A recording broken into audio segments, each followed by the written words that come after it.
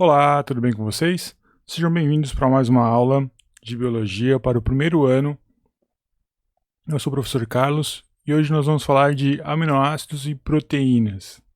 Então, para começo de conversa, proteínas são muito abundantes, tem bastante na matéria viva, compõe até 50% da matéria seca das células. Se você tirar toda a água de uma célula, do que sobra, 50% é só proteína.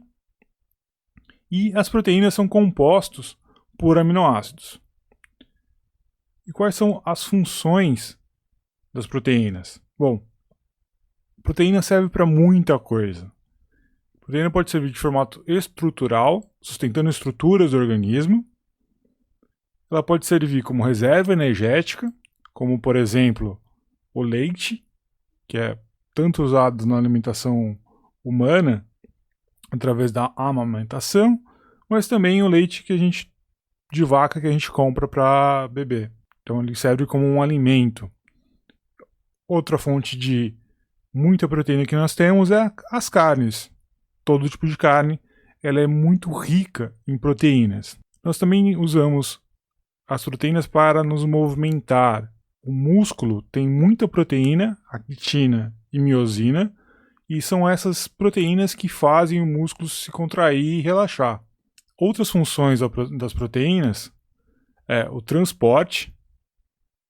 Então, aqui só para a gente ter um exemplo, dentro do glóbulo vermelho, nós temos a hemoglobina, que é uma proteína responsável pelo transporte de oxigênio dos pulmões até os tecidos. Tem também proteínas que são responsáveis pela comunicação entre uma célula e outra. As proteínas também são muito importantes para a defesa imune do nosso organismo. Muito mais famosos agora do que antes, os anticorpos são proteínas que fazem a defesa do nosso corpo. Aqui eu tenho 3 tipos de anticorpos. O que a gente mais ouve falar para o exame da COVID é do IgM e do IgG. São esses 2 tipos de anticorpos. Então essas são as principais funções das proteínas que a gente tem. As proteínas são feitas por aminoácidos. Então vamos olhar o que é um aminoácido para a gente poder entender o que é uma proteína como um todo. Aminoácidos são moléculas orgânicas que têm esse modelo básico aqui. Então eu tenho um carbono no meio, ligado a um H, a um hidrogênio. De um lado eu tenho essa estrutura que a gente chama de grupo amino, que tem esse nitrogênio. Do outro lado eu tenho um grupo carboxil, que tem esse carbono ligado ao oxigênio por 2 ligações. E tem aqui o que a gente chama de radical, que é justamente ele que é trocado de um aminoácido para outro.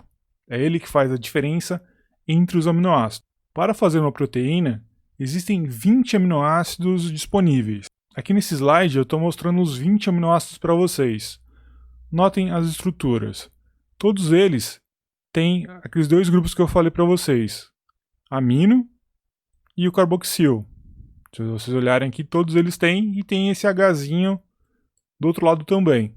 O que muda entre um e o outro está marcado aqui em branco. Então esse aqui só tem um H, esse aqui tem um CH3, esse aqui já tem uma coisa um pouco mais complexa, e por aí vai.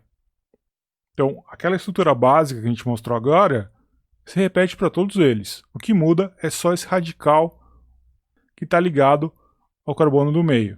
E aqui então eu tenho os 20 tipos de aminoácidos que são usados para a construção de proteína. Eu não vou entrar em muitos detalhes sobre esses aminoácidos, porque não é tão importante assim para a gente agora.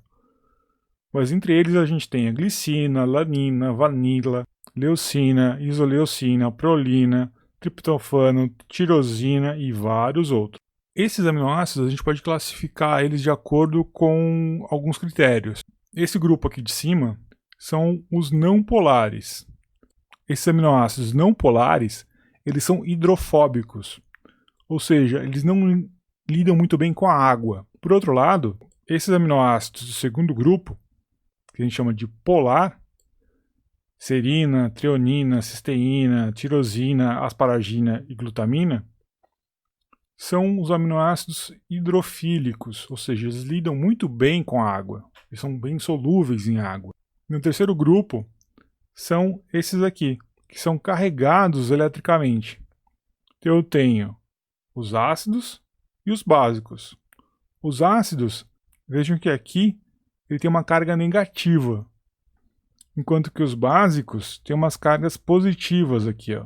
Se vocês olharem, todos eles têm um maisinho. Esses carregados eletricamente, eles são hidrofílicos, ou seja, eles se dissolvem bem em água, e eles se atraem. Positivo atrai negativo e repele positivo. Aquela regrinha simples que a gente sempre vê em física. Então são com esses 20 aminoácidos é que todas as proteínas são feitas.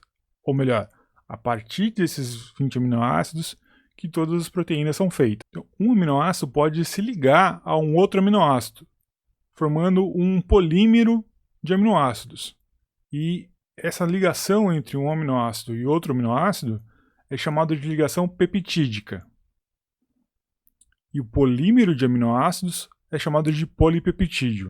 Então imagina o seguinte, aqui eu estou com esses ímãs em forma de bolinhas aqui, que eu já mostrei em aula para vocês. São ímãs. Então imagina o seguinte, cada bolinha dessas como sendo um aminoácido. Então um aminoácido pode se ligar a outro aminoácido, a outro aminoácido, a outro aminoácido. Quando vários aminoácidos se ligam, formando então um fio de aminoácidos, um ligados aos outros, eu tenho aqui um polipeptídeo. Então, é um polímero, vários seguidos um atrás do outro, e esse aqui é um polipeptídeo. A ligação de um com o outro é chamada de ligação peptídica. Então, como é que isso acontece? Lembra que de um lado do aminoácido eu tenho um grupo amino e do outro eu tenho um lado carboxil? Então olha só, eu tenho aqui um aminoácido, outro aminoácido que já estão ligados um com o outro. Quando vai ligar o terceiro aminoácido, o grupamento carboxil, aquele que é o C ligado com o O, ele vai reagir com o grupamento amino do aminoácido que vai ser ligado à cadeia. Então aqui o N. Ao ligar esses dois, é liberada uma molécula de água e acabo tendo essa ligação peptídica aqui. Então é sempre o carboxil de um lado que vai ligar com o grupamento amino do próximo aminoácido. Com isso, um lado do polipeptídeo vai ser sempre amino terminal, vai terminar em amino.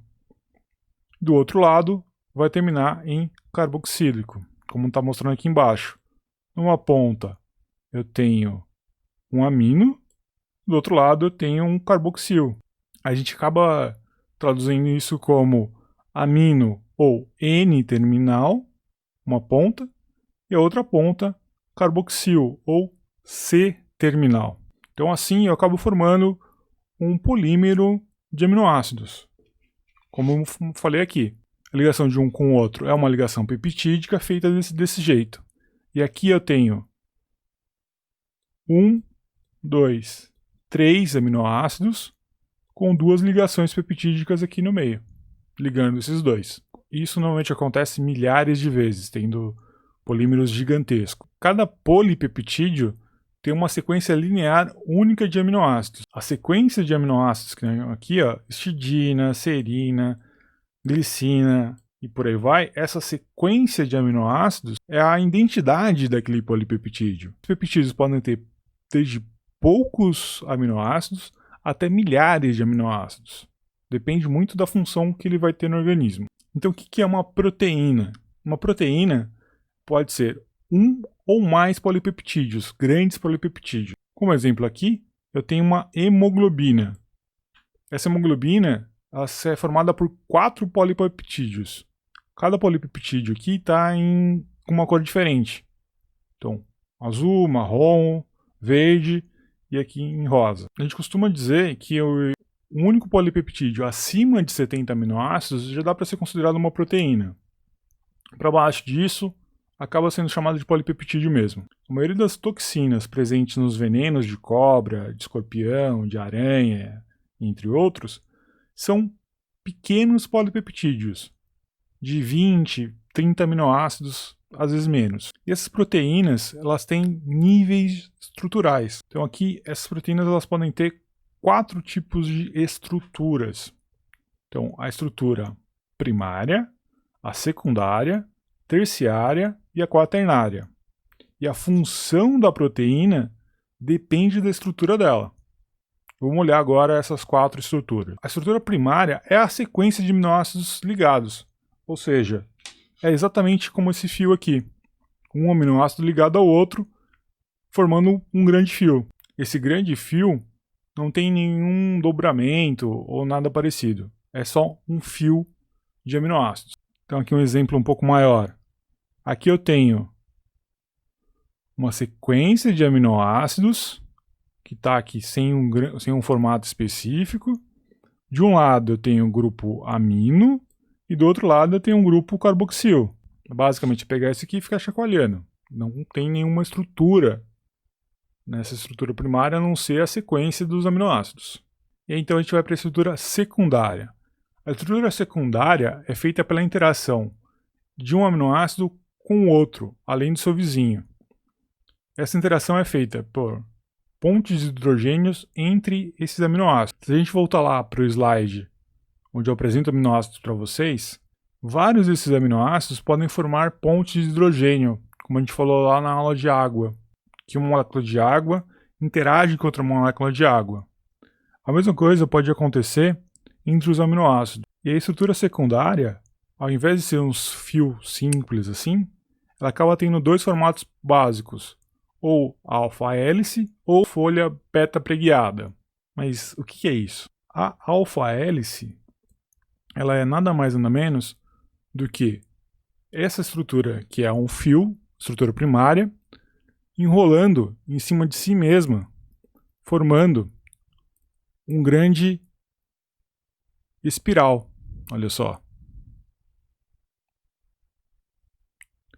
Então, essa daqui a gente pode dizer que é uma alfa-hélice. Os aminoácidos então se enrolam em cima deles mesmos, formando uma espiral. A folha beta preguiada, essa interação acontece de outro jeito. 2 horas depois. Então, a folha beta preguiada nada mais é do que os aminoácidos organizados um do lado do outro, formando uma estrutura parecida com uma folha. Chama folha beta preguiada porque, ao invés de ser uma coisa assim, totalmente reta, ela acaba tendo uma coisa assim, como se fosse uma folha toda dobrada. Então, para recapitular, estruturas secundárias de uma proteína pode ser tanto uma estrutura como essa, em forma de alfa-hélice, ou em folha beta preguiada, com os aminoácidos ligando uns aos outros. Então aqui eu tenho os 2 exemplos, da alfa-hélice e da folha beta. O que define se vai ser uma alfa-hélice ou uma folha beta depende de quais aminoácidos estão presentes na proteína. Determinada sequência de aminoácidos vai gerar uma alfa-hélice e outra sequência vai gerar folhas beta preguiadas. Uma vez que eu tenho essas estruturas secundárias, alfa-hélice ou folha beta, elas podem dobrar mais vezes, gerando as estruturas terciárias. Se a gente olhar essa figura aqui, nós vamos ver uma estrutura terciária de uma proteína. Então vejam que eu tenho aqui a alfa-hélice, só que ela se dobra. Continua tendo a alfa-hélice, ela dobra de novo e por aí vai. Essas dobras que acontecem na estrutura secundária é justamente característica da estrutura terciária. E essas dobras também se dão pelos tipos de aminoácidos presentes naquela proteína. Mas ao invés de ser só pontes de hidrogênio ligando um aminoácido com o outro, eu vou ter aqui justamente as relações entre hidrofóbicos, hidrofílicos e as cargas elétricas. Nesse meu modelinho aqui de ímãs, todos eles se ligam, porque todos eles são magnéticos. Então imagina aqueles aminoácidos eletricamente carregados estando longe um do outro. Então o positivo aqui e o negativo desse lado.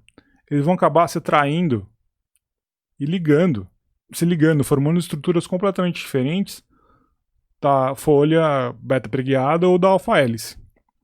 Como também os aminoácidos hidrofóbicos acabam ficando mais para dentro da proteína, se escondendo da água que está ao redor, enquanto que os aminoácidos hidrofílicos acabam ficando para o lado de fora da proteína, lidando muito bem com a água. Um outro tipo de interação que acontece são as pontes de disulfeto. Pontes de disulfeto ou pontes de enxofre é outro nome que vocês vão encontrar nos livros. Essas pontes de enxofre são feitas por aminoácidos que possuem enxofre na sua estrutura. O aminoácido que tem enxofre é a cisteína. Então, quando eu tenho esses aminoácidos presentes na proteína, eu posso ter uma interação entre dois aminoácidos de cisteína e o enxofre de um aminoácido interagir com o enxofre do outro aminoácido, fazendo uma ligação de enxofre, ou também outro nome é ligação de disulfeto. Vou dar um exemplo. Então aqui eu tenho proteína, aqui marcada em roxo, as pontes de hidrogênio entre um aminoácido aqui presente aqui e outro aminoácido aqui. Essas pontes são lá da estrutura secundária. Posso ter interações hidrofóbicas. Então aqui eu tenho um aminoácido que está aqui e outro aminoácido que está aqui interagindo um com o outro, fugindo da água que está do lado de cá. Posso ter interação iônica, elétrica, com positivo virado para um negativo, os dois interagindo muito bem. Ou posso ter a ponte de disulfeto. Então aqui eu tenho uma cisteína, aqui eu tenho uma outra cisteína, os enxofres aqui em S de uma e o enxofre da outra, virado um para o outro se ligando. Então essas são as características de uma estrutura secundária, pontes de hidrogênio, e uma estrutura terciária, interações hidrofóbicas, iônicas e pontes de disulfeto. Tá, professor, mas isso está meio longe do meu dia a dia. Nem tanto. Olha só, queratina é a proteína do cabelo. E essa proteína tem muitas cisteínas. E o formato que o cabelo tem acaba sendo dado pela interação das pontes de disulfeto entre as cisteínas. São essas pontes, então, que dão um formato mais cacheado ou mais liso do cabelo. Quando você faz o processo de alisamento ou processo de cacheamento, deixar o cabelo mais cacheado, o que você está fazendo é destruir ou remodelar essas pontes de disulfeto nos fios do seu cabelo. Agora acho que ficou mais próximo do dia a dia, né? Então o que seria uma estrutura quaternária? Uma estrutura quaternária nada mais é do que uma estrutura que é formada por uma combinação de polipeptídeos. Ou seja, eu tenho polipeptídeos diferentes que se juntam para formar uma proteína. Então, como se eu tivesse um polipeptídeo separado do outro, mas que juntos eles acabam formando uma proteína.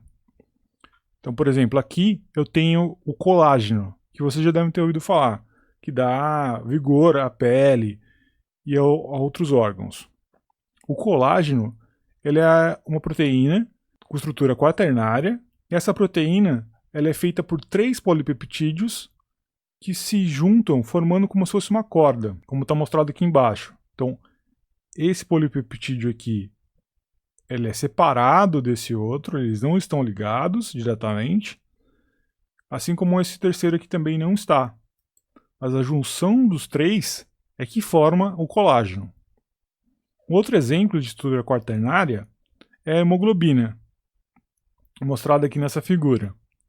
É uma proteína formada por 4 polipeptídeos. Aqui eu tenho 2 marcados em rosa claro e 2 marcados em roxo. Cada polipeptídeo tem seu próprio íon de ferro, que é justamente onde carrega o oxigênio. A estrutura secundária, terciária e quaternária de uma proteína é uma característica própria daquela proteína. Uma proteína funcional como a hemoglobina, ela sempre vai ter esse formato. Sem esse formato, ela não funciona. E ela tem esse formato desde quando ela é feita pelo nosso organismo. Só que essa estrutura pode ser desmontada. Como é que eu desmonto essa estrutura? Essa estrutura pode ser desmontada tanto por alterações de pH, ficar mais ácido ou mais básico. Eu posso mudar ela com concentração elevada de sais e altas temperaturas. Quando a gente aquece demais uma proteína, ela perde as estruturas quaternárias, terciárias e secundárias dela. E sim, se você lembrou da queratina do cabelo, quando eu aqueço a minha chapinha para alisar o cabelo ou uso um babyliss para deixar ele cacheado, na verdade o calor da chapinha e do babyliss, o que eles estão fazendo é desnaturando um pouco as proteínas do seu cabelo para que ele tome uma outra forma. E esse processo de perder o formato original, o formato natural da proteína, é chamado de desnaturação. Quando eu desnaturo uma proteína, ela perde a função biológica original dela. Uma hemoglobina desnaturada, ela não serve mais para carregar oxigênio. E aqui, por exemplo, eu tenho um ovo frito. A parte branca do ovo, a clara do ovo, é a albumina, que é uma proteína de transporte, de reserva energética para o pintinho, para o passarinho que vai nascer. Quando eu frito o ovo ou cozinho esse ovo, a clara do ovo muda completamente de característica. Ela fica esbranquiçada, fica mais rígida. Esse processo de fritar ou de cozinhar o ovo, o que eu estou fazendo na verdade é desnaturando a albumina desse ovo. E nunca mais ela vai voltar à função biológica que ela tinha antes. Só para fixar, do lado esquerdo aqui, então tem uma proteína normal, a alfa-hélice aqui, ó, bonitinha, muito melhor do que o meu desenho. Outra alfa-hélice aqui, outra alfa-hélice aqui. Essa aqui não tem nenhuma folha beta preguiada. Quando eu coloco calor, pH ou sais, muito sal, eu acabo tendo esse processo de desnaturação, ela perde esses formatos todos, vira só aquele formato de estrutura primária, em que essa proteína desnaturada, então, não serve mais para as mesmas funções da proteína original. O processo de renaturação de uma proteína não é muito comum e a gente não vai entrar em detalhes. É muito difícil de ser feito. Uma coisa importante de se lembrar é que no processo de desnaturação, a proteína perde a forma, mas os aminoácidos que a compõem continuam sendo os mesmos. Eu vou parar essa aula aqui. Ainda falta a gente falar de enzimas, que são proteínas. Mas para essa aula não ficar muito comprida, eu vou falar disso na próxima aula. Então não se esqueçam que proteínas são feitas de aminoácidos. E os aminoácidos que fazem proteínas são de 20 tipos diferentes. Dependendo das características desses aminoácidos, eu posso ter estruturas primárias, secundária, terciária ou quaternária. Eu volto a falar com vocês sobre esse assunto mais para frente, quando a gente for falar de enzimas, dar uma outra aula. Esse é um assunto que merece vocês darem uma lida no livro e fazer os exercícios.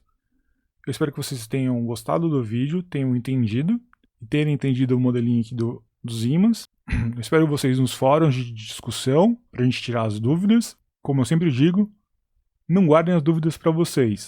Venham falar comigo, a gente responde as dúvidas de vocês pelo canal que vocês escolherem. E fiquem bem, até a próxima, muito obrigado. Tchau!